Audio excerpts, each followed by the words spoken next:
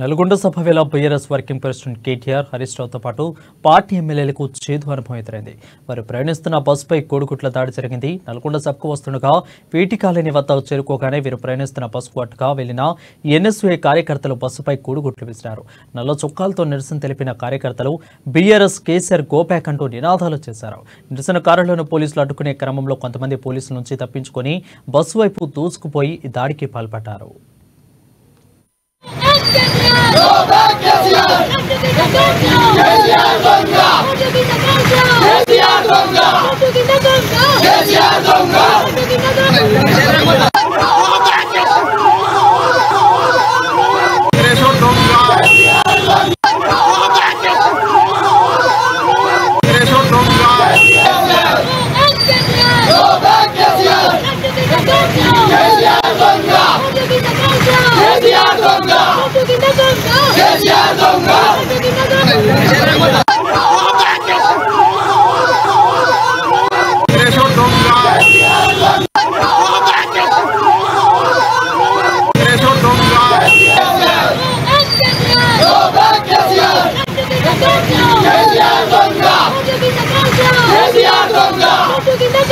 Kesia Dongga